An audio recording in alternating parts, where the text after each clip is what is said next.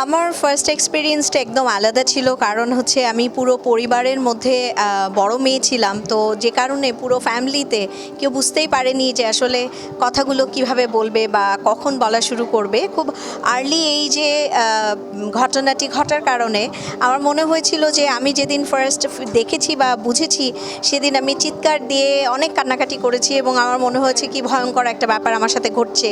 So কোনোভাবে মানসিকভাবে prepare ছিলাম না।